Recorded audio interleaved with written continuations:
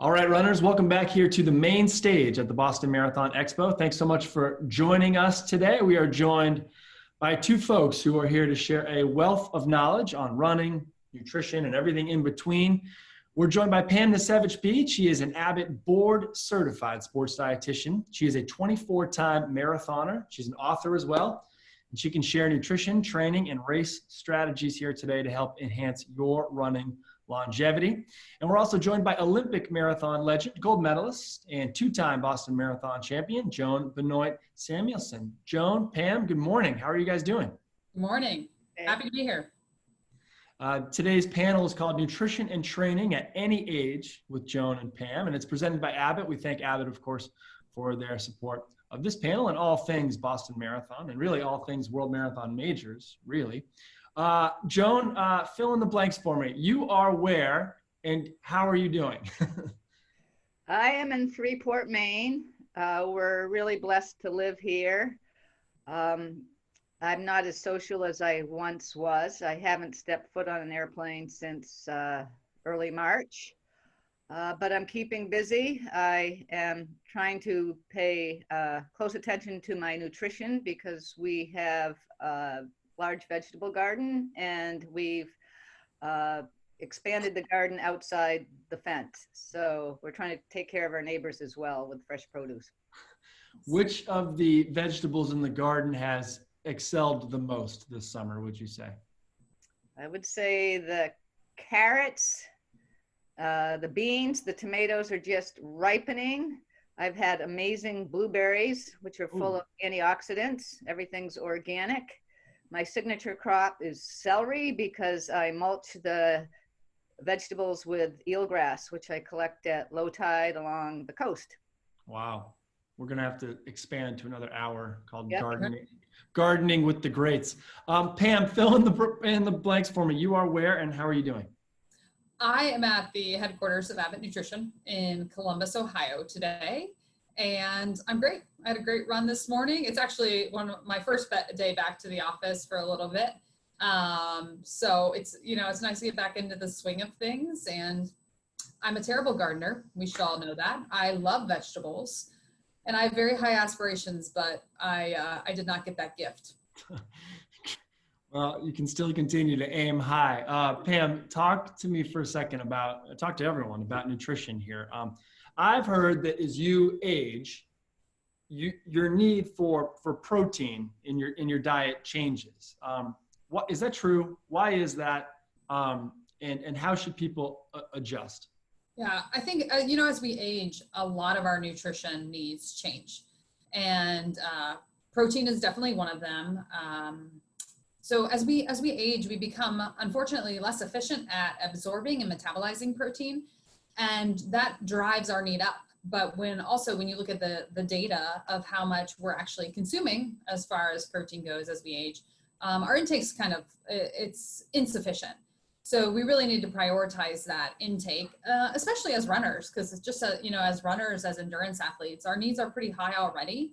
So when you add in the miles and then the years, there's definitely a need. And let's pause and say, as we age, most all of us who are watching this have higher protein needs. The protein needs of youth are different, but really any age, about 25, 30, et cetera, our needs are going up.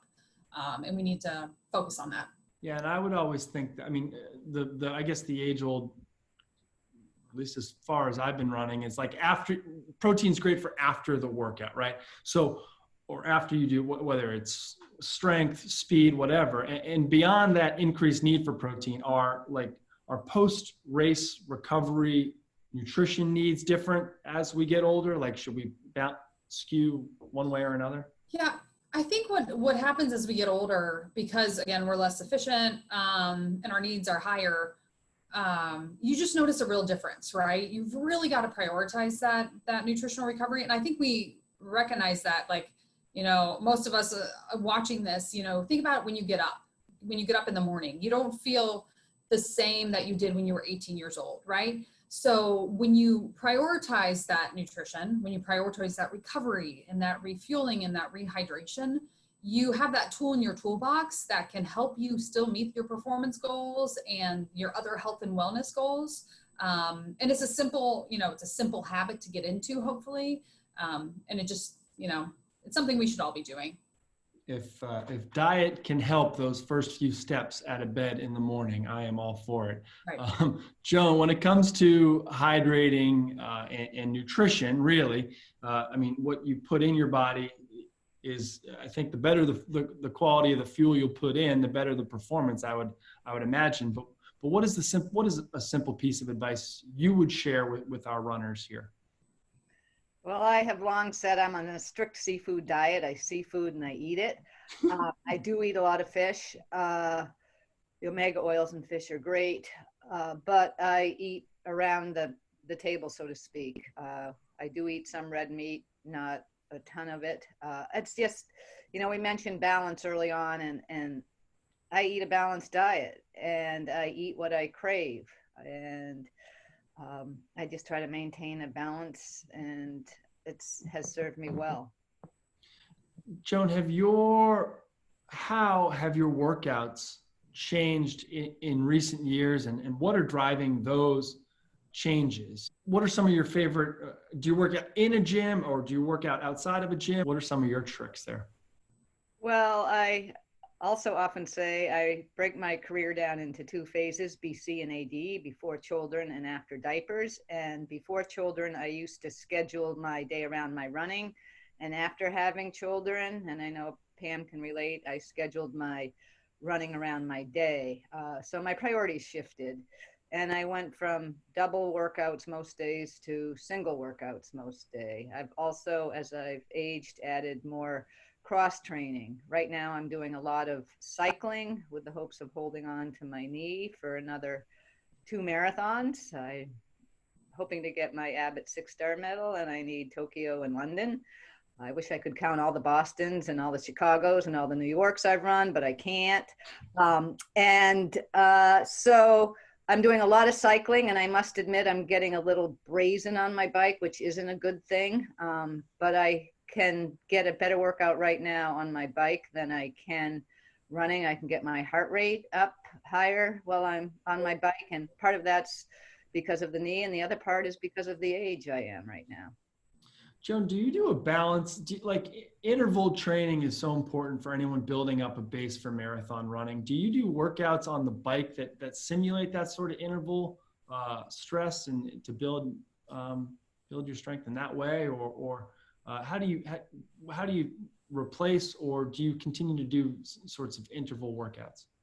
Well, people know that I've always been by the seat of my pants, and I just do what seems to work and what makes me feel like I'm working hard. So oftentimes when I'm running, I'll hear a car in the distance behind me, and I'll try to beat it to a certain landmark. And I do the same thing on my bike. And I don't like it when people pass me when I'm running, especially on the river or in Central Park and the Charles River. And now I'm feeling the same way about my bike. I don't like it when people pass me. So I'm always looking ahead like I do in a marathon. If I see somebody on a bicycle up ahead of me, I'll go after that person. And that's served me well in marathoning too, because in marathoning, you need a lot of patience, and you need to hold back a little bit at the start. And then mentally, it's much easier to pass people at the end of a marathon than it is to be passed. So that mentality has served me well. I also, as I said, do a lot of gardening. So that really works my upper body. And I do a lot of Nordic skiing in the winter. So I'm pulling a lot with my arms. So I have a balanced upper body now, more balanced upper body as it relates to my lower body, my legs. And the whole name of the game of success, I think, is balance. And you can apply that to any component of your life. Take the runner out of the competition, but you cannot take the competition out of the runner, it seems. Pam, how do you shake up your workouts? Are you making those changes to ease recovery and strengthen your body in different ways? 100%. I recently had a knee injury, so similar to Joan, I'm thinking longevity. I'm thinking, where do I want to be in the next couple of decades? So I'm like Joan, I'm a big cyclist as well. So definitely a cardio fiend on cycling and running.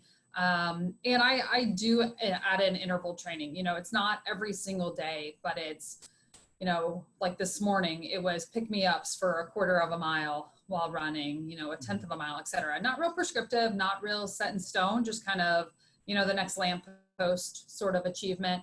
And then on the bike, I do the same. You know, right now I've got my bike on the trainer. It's easier balancing my day with kids, you know, and naps and things to ride in the basement.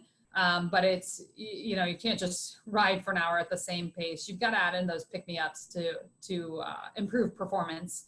And then while in a previous life, if I had like, you know, extra time, I would throw in more and more mileage. What I've been doing lately is adding, if I have a small bucket of time, I'm doing strength work.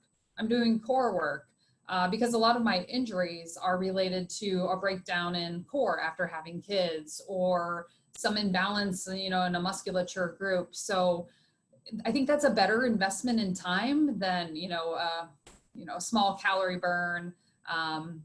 Either way, I'm kind of looking for that mental release, that general wellness, and, you know, however you can find it. But I think it is important to vary those workouts.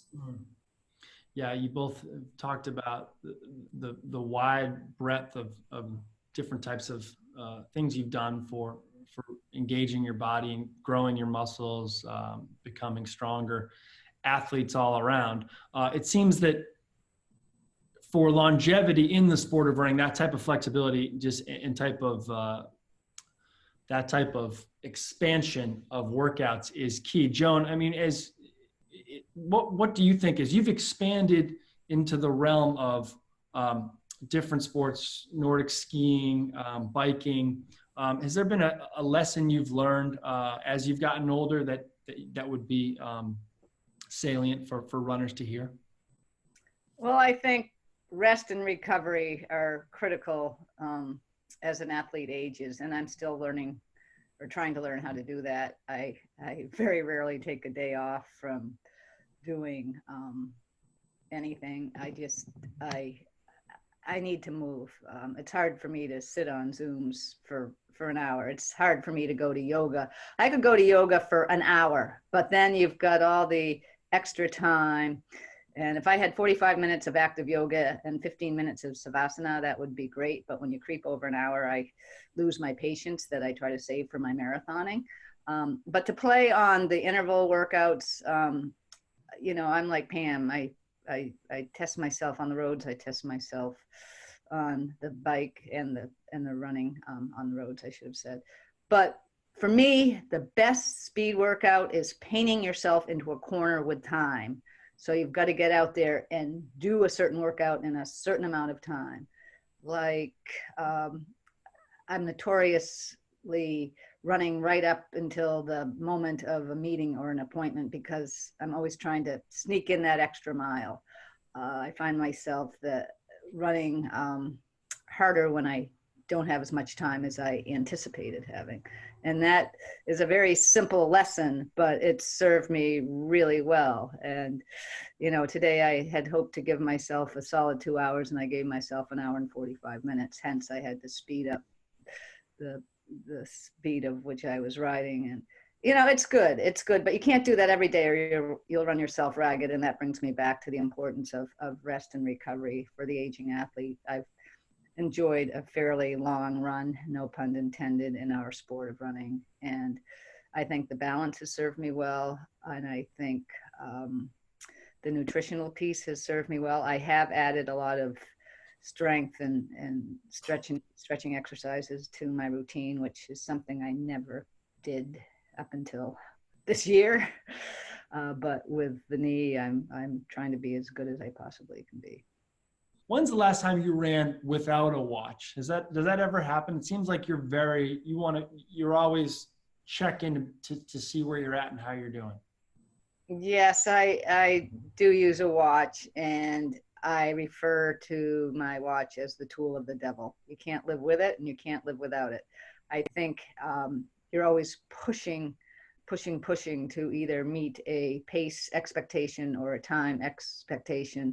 And I rarely leave it at home. And when I do, I feel naked and, oh no, what am I going to do? It's not going to register. And, but I think there are days when I say, just leave it at home on the counter and just let it go. And can you name the last time? Can you name the last time you did that? Oh, I'd have to look at all my circles. It's been a while. Probably on a day where the battery was dead. Yeah, it's I don't know. I'm a creature of habit, and I'm my own worst enemy when it comes to resting and recovery. But those things can track your rest too, right? They can track. Oh, yeah. They can tell me when to breathe too.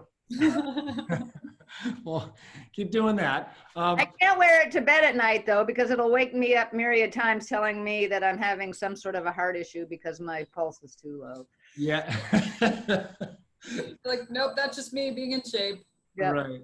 Right. Pam, you've run, speaking of being in shape, you've run 24 marathons. You've learned, I'm sure, as we all have, some lessons on race courses near and far. Let's go into a time machine here, and you can talk to your 25-year-old self who is training for a race. What would you tell that person? Yeah, I was thinking about that this morning, and I was thinking at my current age, like I've been racing for a while, and my pace is the same as it was probably 10 or 15 years ago. But the difference is I have to work a lot harder. So if I was, 10 or 15 years removed, I would talk to myself about mental strength, because I think there's that, I wish I would have had a different internal drive to push the pace even further at that age. But on that lens, I didn't recover at that age. I didn't do strength training. I didn't do foam rolling, et cetera. And maybe it's just different tools that we have now or different knowledge, et cetera. I was kind of a nutritional train wreck. And I think for longevity, if I had actually thought through nutritional recovery and thought through protein, vitamins, minerals, nutrient density, like Joan has an amazing diet, just eating naturally, eating from her garden, et cetera, right? She just naturally does a great job at nutritional recovery and fueling, et cetera. So thinking through like a purposeful way to fuel with really nutrient dense foods when I was younger, instead of thinking that, if the fire is hot enough, anything can burn. So I would have definitely changed that approach as well. So I think I would probably start there. What's a mistake that you made in one of your marathons once and you never made it again? Oh, that is an easy answer. So think back to, there was a Chicago marathon where it was like 95 degrees. And so I'm in Chicago, and I think we all do this, right? You go to a city, you're the tourist, and then you run the race at some point, right? So I do the regular tourist thing. I have Chicago deep dish pizza. I had not graduated from graduate school. I had no idea of sports nutrition at this point in time. So just caveat. So I have deep dish pizza. And then the next day it's 95 degrees. I'm pretty sure I'm still digesting that deep dish pizza throughout, right? Mm-hmm. So you add all these factors, I still finished and survived, but wasn't pretty.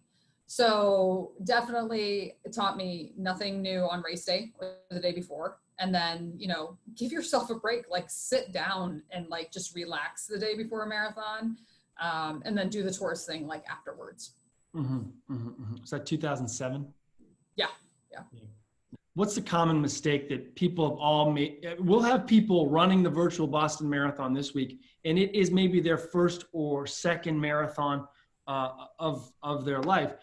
I guess we'll start with you, Joan. What's a challenge what's a common mistake that people make when running a marathon early? Is it similar to Pam's in terms of diet? Or is it a pace thing? What's something you've heard a lot over the years? Well, my diet the night before my first Boston Marathon in '79 wasn't a stellar diet either. So I think you've got to just play around with the nutrition for a while before you get what's right for you. And what is right for you might not be right for somebody you train with. So I think the mistakes that people are apt to make early on in their marathoning career or during their debuts is to go out too fast. So again, I think it's important to be patient early on and then build up your momentum and look ahead and start picking off the runners ahead of you one by one. But if you're doing a virtual marathon, they're not going to be out there, but you can play the games that Pam and I were talking about, you know, trying to sprint to a certain landmark or pick up the pace, or maybe you'll see another runner out there on his or her virtual journey. So it's also easier to run when you're running with somebody. So if you're keeping your distance 6 feet and you find somebody else out there, you know, engage from across the street if it's in a safe area. You know, just little tips like that. The other thing is, you know, just make sure you triple knot your shoelaces. You don't want to have a shoe come untied. And if you're running a virtual marathon, do the different loops that you do normally and see how your times compare to what you would do on a normal training run. 26.2 miles can seem like a very long way or a daunting distance. And if you break it up into smaller segments, like a 10K or a 10-mile race, or even a 5K to pick up the pace for a while, that's helpful. Joan, you mentioned your 1979 race. You were 21 years old. You ran a 2:35:15, I believe, that year. And you said that the night before the race, it wasn't you didn't eat perfectly. Let's jump into the time machine here for a second. What advice would you give your 30-year-old self? And then we're going to get in the time machine again, and we're going to ask you to talk about what you would tell a runner who's starting in their 50s. But first, let's say it's Joan Benoit Samuelson, your 30-year-old self. What would you tell yourself in terms of running and nutrition? Maybe you didn't know then. I would say look at the marathon course before you run. I never look at marathon courses before I run. What I don't know won't hurt me. In Chicago in '85, that was my fastest marathon. Had I known where the course was going, if I was ever going to break 2:20, that would have been the place. I was more concerned about my competition than my time. And normally I'm more concerned about my time than my competition. But Ingrid Christensen was in the race, as was two-time Olympic medalist Rosa Mota. So it was important for me to beat them, and the time wasn't so important. But all of a sudden there was a finish line and I had a lot left over. And so if you're trying to improve times or go for fast times, then look at the race course before you run so you know where it is, or at least a topographical map. If you're just running your first marathon at the age of 50, my hope is that you're in reasonable shape and you've been checked out by a health professional, and that just enjoy the journey. Just enjoy the journey. And remember, the mental component is as important, if not more important, than the physical component, meaning just make sure you're feeling better at the end, or as strong as you were at the beginning at the end. And I think, you know, when you start to sense the finish line and see people falling off their paces, it's easy to pick them up. And in the virtual, it's a little bit different, but again, there may be just waypoints ahead of you that you can use in your mind to spur you on. I think that's so important. I mean, we've been talking to people all week here with tips and stuff. And one of the biggest things that we're hearing, you know, experts pass on to runners is, your mental grit and mental toughness in this virtual long run, 26.2, that you may well be doing by yourself. You may well be doing it with one or two other folks is going to be, I mean, it can be very tough. A marathon can be a lonely place at 24 miles, 25 miles, even when there are crowds cheering you on. So I think that that's a good point. But Joan, you've done a lot of long solo runs, I'm sure, through Maine on dirt roads, paved roads, et cetera, sometimes maybe even more than 26 miles. How have you helped bring yourself home in that last 2 miles when you've really pushed it? Well, most of my training is done alone. And I would say during the course of my career, 95% of my running has been done on my own. The only time I really run with people is when I'm going out on a long run, or I'm doing an interval session.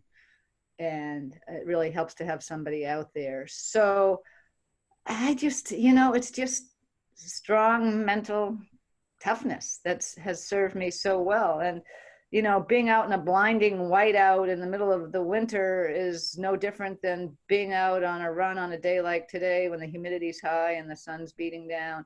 What makes me strong, I think, is the fact that I've done most of my living and training in Maine, and we have 4 different seasons. I've never gone to altitude to train in earnest, and I think adapting to the seasonal changes has made me very strong, because your body does change and it has to compensate in different ways. And, I hope we continue to have distinct seasons with climate change, but, just the seasonal changes make you change physiology. What's the word I want? Yes, that I got ahead of myself, but that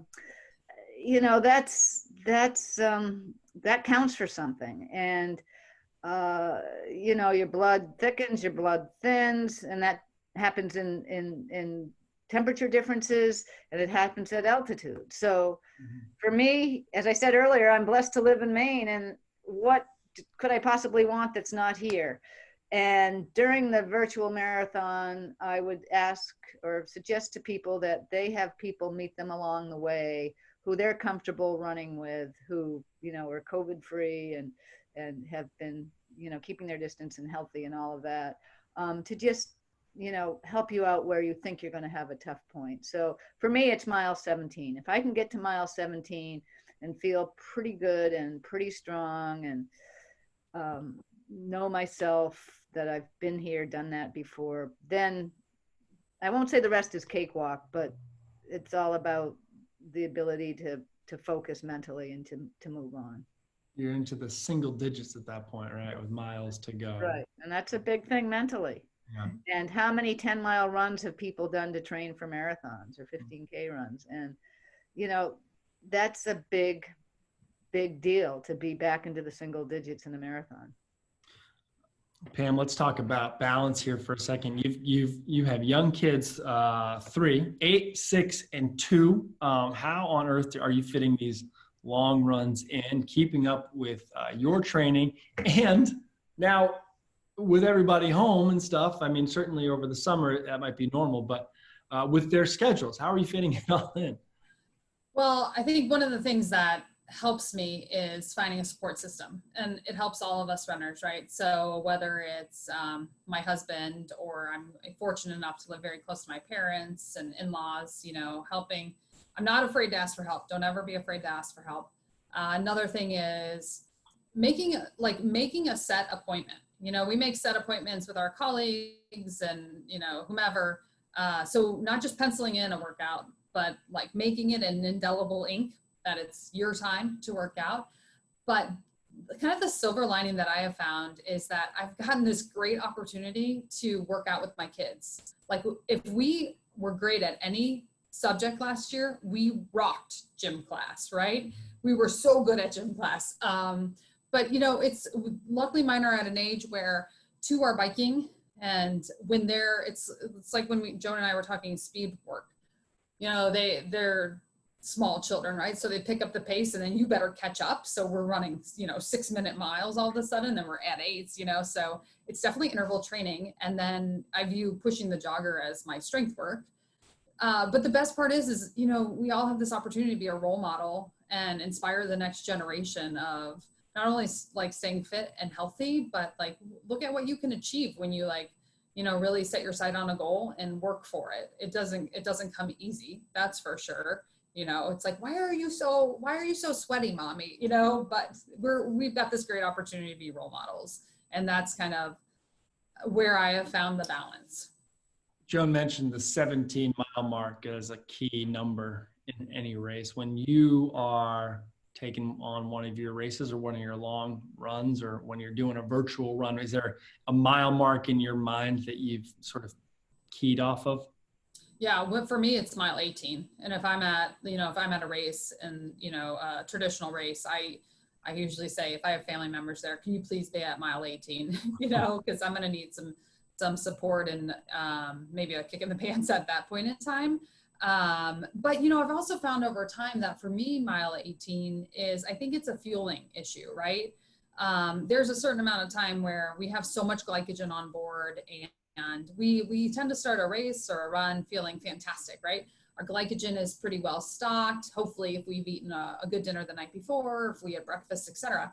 So for that first 45 minutes, an hour, you've got a fuel tank that you're using. But if you don't replenish that fuel tank, it's really hard to catch back up with that fuel tank, right? And then you're taking in gels, sports drinks, etc. But it will catch up with you. So what I have found is to power through that 18 miles, 20, wherever that wall hits you, it's a better attention to fueling and hydration, electrolytes. I'm a really salty sweater. So I know if I can focus on nutrition, then maybe that wall won't even exist. But I've got to give it some thought. Well, it does need a little bit more thought, I think, this time for a virtual marathon. I mean, in a normal situation, you'll have water and electrolyte replenishment with like Gatorade at every mile, right? Along the race course. On this side of the road, on that side of the road, boom, 3 gel stations. Maybe you bring your own nutrition with you for this virtual race.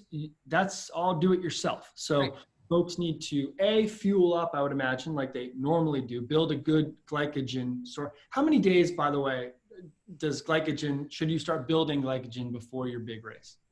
I would give yourself at least 2 to 3. You know, you can kind of cram in some glycogen, but for best performance, I'd say 2 to 3.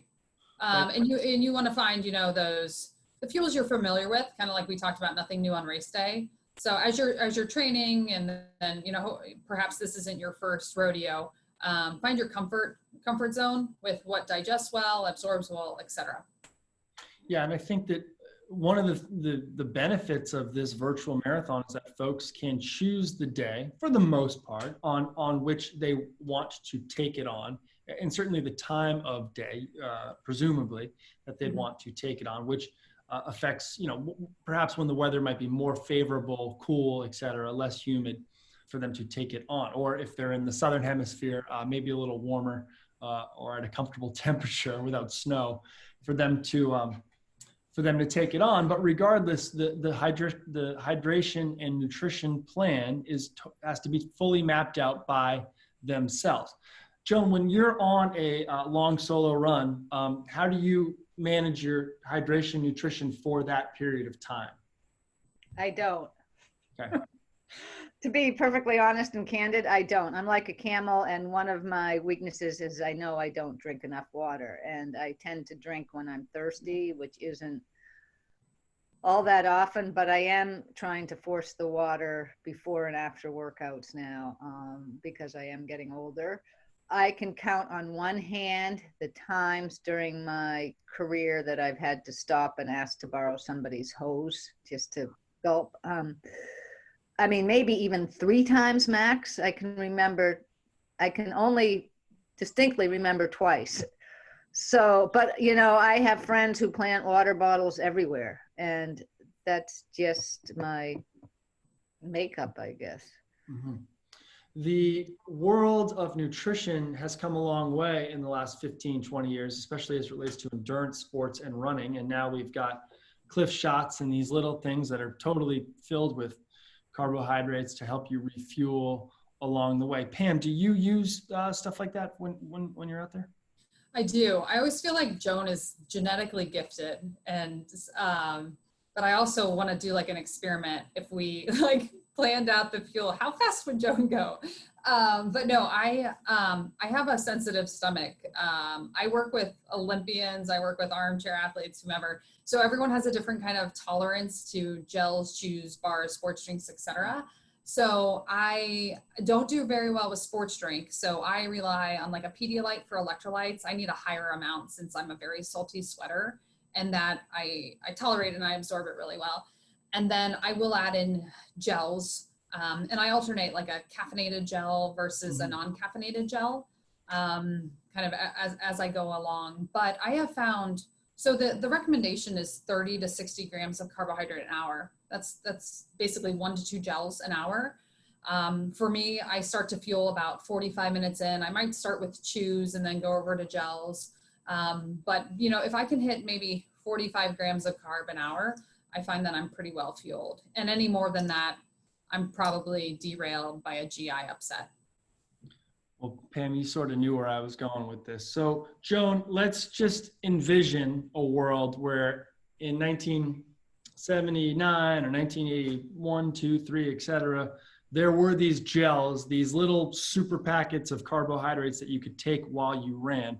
Do you think you would try it? And do you think it would really have boosted or aided your performance? I remember back in my day, it was all about Fig Newtons. You know, I would run with a little plastic bag pinned inside my shorts, and I might have run a couple of races with some nutrition in that plastic bag. But the one thing I will say is, you know, I still do that just in case, and sometimes I'll draw on it and sometimes I won't. But don't try anything for the first time on the race course, because I did that coming onto First Ave once in the New York City Marathon and almost choked to death and almost had to pull out. So make sure whatever supplements you're taking out there are tried and true before the actual event. Yep, for sure. And Joan, you bring up a good point. Like we have these amazingly science-based gels, chews, et cetera, and engineered, but you can fuel with real food. You know, I have a friend in Maine who fuels on mashed sweet potatoes. She puts this mashed sweet potato in a bag, and then when she needs fuel, you know, she just kind of creates a hole in the bag and squeezes it in there, or an applesauce pouch or whatever. So there's different tolerances, there's different sources of carbohydrate. But, you know, I've seen people run with pretzels or trail mix. You know, I have opinions on everything, obviously nutrition related, but the most important thing is to personalize it, right? Find what works for you, try it out. Nothing new on race day, just like Joan. I think we've all had those days where we're like, oh yeah, I tried this new thing on race day and here's the train wreck that ensued, right? So you've got to definitely practice it. Joan, you mentioned First Avenue, you mentioned the Chicago Marathon course where, you know, if you had known the course maybe a little better, you might have been able to go a little faster. Was there ever a mistake you made on the Boston course? It seems like you did pretty well on the first time you saw it in 1979, but was there ever a time that there was something you didn't do as well as you were hoping, or just a flat out mistake? I just love the Boston course. It's my kind of course, the undulating terrain. It's like running up here in Maine in many ways. I didn't look at the course the first time I ran, and I remember getting to the top of the Heartbreak Hills, and I asked the guy running next to me where the so-called Heartbreak Hills were, because it seemed to me that the crowds along Beacon Street leveled the topography of the hills because they were so thick. Again, it's a mental piece of just powering through. So maybe had I known where the hills were, because at that point I was passing Patty Catalano, who was the favorite that year. And, you know, she was spent at the time of the hills, at the time she reached the top of the hills. And I just went by her and down, I went into Cleveland Circle and then onto the finish line. So I guess just be psyched to get out there and do what you want to do. I remember being ushered into the finish line in Boston in '83 by Tom Grilk's booming voice, and it had a different finish line at that point, and I wasn't ready to come up to the finish line right then and there, and you know, I ran pretty fast that year. And I probably would have run faster had I known, you know, I turned the corner and there the finish line would be. But, you know, sometimes ignorance is bliss and sometimes it's not.